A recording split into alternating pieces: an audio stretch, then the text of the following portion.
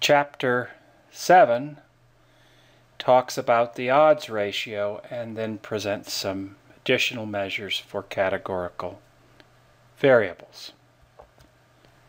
So, just to summarize a couple of things about difference in percentages and risk ratio, these are great measures. The difference in percentages is informal, and it's really a good measure, except perhaps when percentages are very close to zero. So as in, for instance, 10% in Group A versus 2% in Group B experience an outcome. Well, in that situation, ratios express size of association better than do differences in percentages. So the risk ratio is a really good measure also, and I prefer it to the difference in percentages when percentages are close to zero.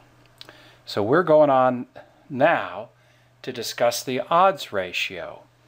And so the advantage that the odds ratio has over the difference in percentages and the risk ratio is that it's a great measure in just about all situations involving relationship between two dichotomous variables. And by more particularly what I mean is that the descriptors for size of association are going to work well in just about all situations that you might encounter. If you start finding percentages that are less than 1% or greater than 99%, you might have some hesitancy about applying the descriptors for the odds ratio. And the odds ratio is going to be a little more complicated than the prior two measures that I've mentioned, but it's going to be flexible. And one of the great things about it is that it is used in a variety of statistical procedures that you will perhaps encounter in your reading or in a subsequent statistics or research methods course. Well, prior to learning about odds ratios, I need to introduce you to odds. Odds are used in the formula for the odds ratio. So now one could use numbers or proportions or percentages in developing the formula for the odds. So that I'll just use numbers here to give you a quick example of a calculation of odds. You have a study that involves 12 people. Of those 12 people, 8 experience some event and 4 do not. Let's say the event that is experienced is successful completion of a drug abuse course that perhaps someone who had a drug conviction would be required to take. So 12 people take the course, 8 complete successfully, 4 do not. So completing successfully is our event. You've got to define one of two outcomes as the event, and the other then is, so to speak, the non-event. So 8 experience the event, 4 do not. 8 divided by 4 is 2. So our odds ratio calculates to 2. You might have a situation, perhaps, say, where, I'll just make an arbitrary example up, 60% in a sample experience an event and 40% do not. So as an example of odds calculated with percentages, 60% divided by 40% computes to 6 over 4, which computes to 1.5. So the odds in that example are 1.5. And then one can also use proportions to calculate odds. So this slide here has some more information on odds. 10 black socks and 5 white socks are in a drawer. What are the odds of choosing a pair of black socks? Black socks is the event. So 10 cases have the event, 5 do not. The odds calculate to 10 over 5, that is to 2. Now perhaps we want to define choosing white socks. to be the event. Well, in that case, our odds would calculate to 5 over 10, which is to say 0.5. Odds may vary from 0, in which case there is no chance of an event occurring, to positive infinity, which is to say that 100% of the cases experience the event. I'll just note quickly there's no such thing as negative odds. Now, should odds calculate to 1, that conveys that there is an equal chance of the event happening or not happening. When odds equal precisely 1, the chances of the event occurring are, so to speak, 50-50. To calculate an odds ratio, one divides the odds for group 1 by the odds for group 2. And you've got to designate one of your two groups as group 1 and the other as group 2. So let me just start off on calculating some odds in our example in table 7.1, and then we'll go on to calculate an odds ratio. So we'll designate Democrat as group 1, and then we also need to choose one of our two events to be the event. So we'll designate supports the child welfare legislation as the event. So what are the odds of a Democrat supporting the legislation? Well, those odds are going to be, we'll use numbers. Numbers are as easy as anything. 30 Democrats support, 20 do not. The odds are 30 divided by 20, which is to say 1.5. What are the odds that a Republican will support the legislation? 15 support, 20 do not. 15 over 20 calculates to 0.75, so the odds for Republican are 0.75. So this slide at the top shows you the calculation of odds for Democrats and for Republicans. To calculate an odds ratio, we need to divide the odds for the first group by those for the second. 1.5 divided by 0.75 yields 2. So our odds ratio is 2. And so we would conclude that the odds that a Democrat will support the child welfare legislation are 2 times, which is to say twice those that a Republican will do so. And here's just a calculation note. I do indeed find the easiest way to calculate odds ratios is just simply to plug in numbers from the crosstabs table. So, here are the numbers for Democrats. 30 support, 20 do not, and we divide by the odds for Republican, and those numbers are 15 and 20. So the second line here inverts group 2. I mean, that's how you multiply fractions. You invert, and there's the calculation derived by plugging numbers into the table. So, I mean, this calculation doesn't actually calculate the odds. Hopefully that calculation is straightforward for you. Ultimately, I mean, it's arbitrary which group is designated as the first group. So let's go ahead and work through the calculation, presuming that we had designated Republican as the first group. So here's our odds for Republican. We're dividing by our odds for Democrat. I mean, we're inverting the denominator, and the odds ratio calculates to 0.50. So we can conclude that the odds that a Republican will support the child welfare bill are 1/2 those that a Democrat will do so. I want to note that when you designate the other group as the first group, the odds ratio will calculate to a reciprocal. So here's our odds ratio with Democrat designated as the first group. Here's our odds ratio with Republican so designated.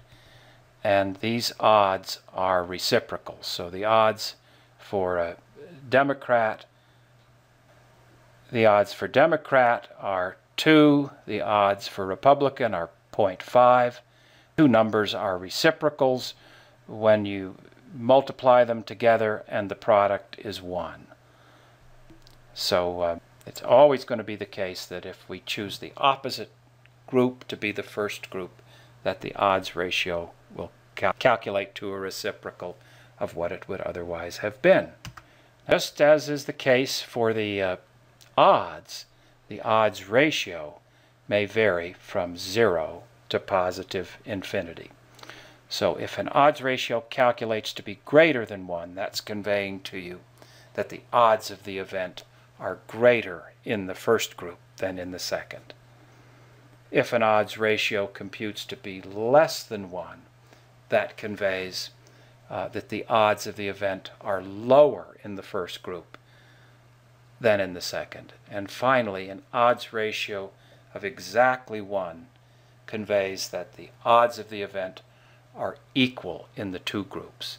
I will just note that when the odds ratio is exactly 1, that's the situation of absence of relationship between group and event.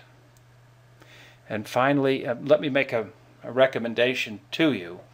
In general, people find it easier to interpret the odds ratio when it has a value greater than 1.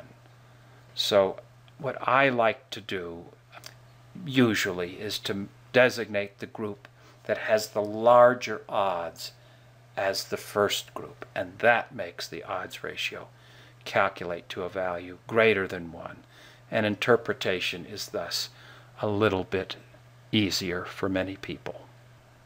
Now, as I just noted, an odds ratio of 1 conveys absence of association. The event is equally likely in both groups. Now, the more that the odds ratio differs from 1, the stronger the association. And this idea works in both directions. So in other words, as odds ratios become more and more distant from 1 in a positive direction, the relationship's getting stronger. For instance, an odds ratio of 3 is conveying stronger association than is an odds ratio of 2. And perhaps counterintuitively, perhaps not, this idea also holds as one goes in the negative direction, that is to say, towards values that are less than 1. That is to say, as the odds ratio moves from 1 to becoming closer and closer to 0. It can never be negative. But, for instance, it is the case that an odds ratio of 0.25 conveys stronger association between variables than does an odds ratio of 0.5.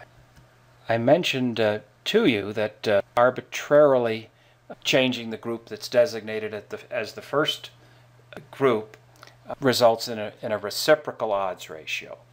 The key thing to understand about odds ratios is that reciprocal odds ratios are conveying the same size of association. So here are some reciprocal odds ratios, and these are conveying same size of association. So for instance, 2 and 0.5 are reciprocals. They multiply together to the value of 1. An odds ratio of 2 conveys strength of association that is precisely the same as does an odds ratio of 0.5. Here's another pair of reciprocal odds ratios, 5 and 0.2. So 5 times 0.2 equals 1. Odds ratio of 5 and odds ratio of 0.2 convey same strength of association. Now let me just divert for a moment. And, you know, for instance, an odds ratio of 5 is indeed stronger relationship than is conveyed by odds ratio of 2. And also, you know, 0.2 differs from 1 by more than does 0.5, so that the odds ratio of 0.2 is conveying stronger association than is the odds ratio of 0.5. And here are some other pairs of reciprocal odds ratios that are conveying same size of association. So for instance, 1.5 and 0.667 are reciprocals. These are conveying the same size of association. Here's a question for you. Which conveys the stronger association? An odds ratio of 2.5 or an odds ratio of 0.40? Now what we could do is multiply these two odds ratios together. They multiply together to 1. These odds ratios are reciprocal, so these two odds ratios are both conveying the same size of association. Table 7.2 lists qualitative descriptors of size and strength of association for the odds ratio and for the risk ratio. Now the advantage of odds ratio is that these descriptors hold well for just about any percentages that one might encounter in the contingency table. As mentioned in the prior chapter, for risk ratio, I don't recommend using these percentages when one of the percentages is greater than about 30. In other words, for risk ratio, I only like these descriptors when both percentages don't differ a lot from 0. Let's focus on the positive odds ratios, such as to say the ones greater than 1. So an odds ratio of about 1.5 conveys small association. So if you see an odds ratio between 1 and 1.5, it's starting to get very, very small. And you know, if it got to 1.1 or 1.2, you'd really start to say to yourself, well, the size of association is very, very weak here because the odds ratio is quite close to 1. And let's just flip to the other side of things. Were you to encounter an odds ratio of 10, that's conveying to you very large, which is to say very strong association. And again, to follow up on our discussion of reciprocals, perhaps an odds ratio calculates to 0.10. So this is the reciprocal of 10. I mean, so it's the same size of association as is an odds ratio of 10, and so an odds ratio of 0.10 would convey very strong association. In our political legislation example, our odds ratio calculated to 2. And so we could use the table 7.2 to approximate size of association. And so our association is in the neighborhood of being small to medium in size. And we only use these tables of qualitative descriptors in an estimating rough kind of way. There's no easy way to attach a precise sizes. So this is sort of small to medium in size. So let's talk about some advantages of odds ratio. First, changing the group designated as group 1 does not affect size of association. So the odds ratio will simply calculate to a reciprocal, the same strength of association. So that's good. You wouldn't want something as arbitrary as which group is group 1 to affect your interpretation of size of association. And though we haven't demonstrated this with an example in this lecture, it's also the case that changing the category designated as the event does not affect size of association. If you change the category designated as the event, the odds ratio calculates to a reciprocal, which is to say, same strength of association. So that's good. It's good that the arbitrary designation of which category is the event, it's good that that doesn't affect size of association. Now finally, not finally, but it is also the case that you can use the non-recommended set of percentages, and that won't affect size of association. I'm not going to show a calculation example, but I mean, it is the case that we designated, in essence, political party as our independent variable and support versus lack thereof as our dependent. We could have switched things around. We could have designated support versus lack thereof as the independent and Democrat versus Republican as the dependent. And so we could have calculated the odds that a supporter would be, for instance, Democratic. So we're switching things around. We're using the table in a counterintuitive, unusual way, a way that doesn't correspond with how I recommended you use the tables. But should you calculate percentages using the non-recommended set of percentages? I mean, should you calculate odds ratio in this counterintuitive way? That won't affect your interpretation of size of association. I'll note sometimes neither variable is clearly independent or dependent, so this is an advantage of the odds ratio, that arbitrarily designating one as independent and the other as dependent won't affect size of association. We've already mentioned the perhaps big advantage is that the odds ratio can be used in just about any 2x2 table, whereas the difference in percentages and the ratio of percentages are not strong measures in some situations.